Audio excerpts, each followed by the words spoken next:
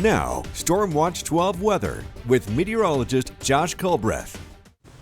Welcome back to News Watch 12 midday, and we are continuing to track some very light showers for the time being, mainly in Klamath County. Some of these getting into Jackson County too, but something very interesting is happening in Modoc County. There's this very strong cell right here that's producing a little bit of lightning.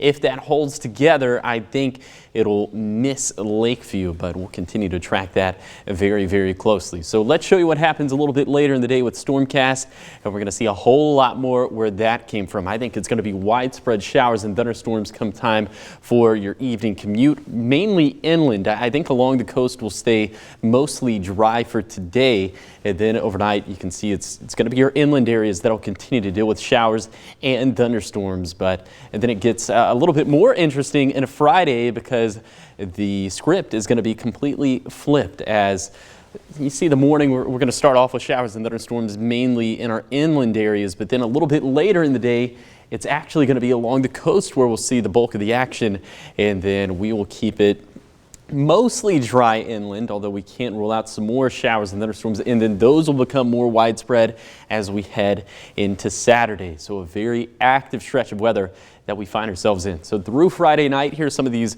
water projections, and we are expecting maybe upwards of an inch of water for the Cascades, but it's going to be pretty equal when you look elsewhere. Maybe half an inch of water for the coast, for the east side, for the Shasta Valley, and for the Rogue Valley. So continuing to add to those water year totals that for the bulk of us are actually below average still for this time of the year, even though the drought has improved, and a lot of that can be attributed to the big bulky snowpack that we have.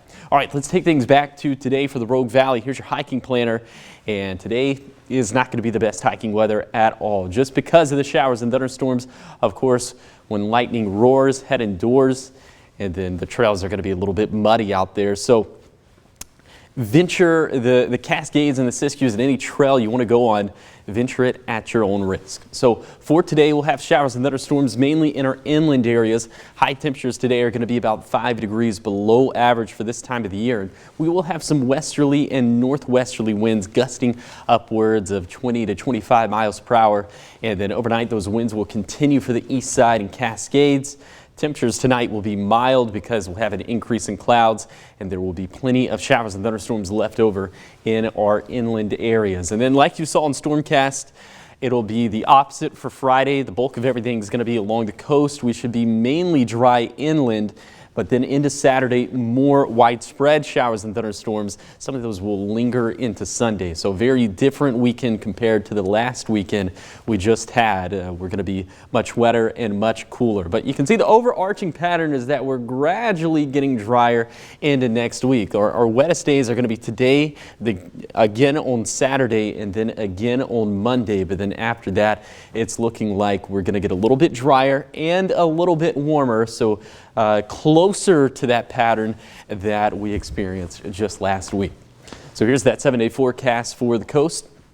We will see showers and thunderstorms possible for the next 6 days, and even on the 7th day, it's looking like we could have another chance for a shower. But again, the overarching theme is that we're going to be getting drier and warmer, but it's going to be a very subtle process, including in Siskiyou County, where we could maybe even have some snow mixing in on Sunday morning, as snow levels are going to be down around 4,500 to 5,000 feet. So that means even on the east side, we could see some snow mixing in with rain on Sunday morning. But I don't think we're anticipating any big time accumulations, if any accumulations at all. Now for the Cascades and Siskiyous, it's going to be a little bit different in our highest terrain, but I think overall we're going to be taking away from the snowpack over the next week as opposed to adding to it.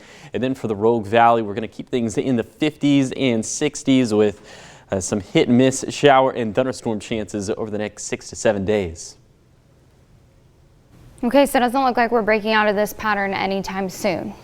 It's looking like maybe we're starting to, we'll start to separate from its headlock that it has on us as we head into Wednesday, because things are getting a little warmer, a little drier. So typically when that happens, that means that we're starting to get out of this pattern, but sometimes we can double down and go back into it. So time will tell. Okay, thank you, Josh. Of course.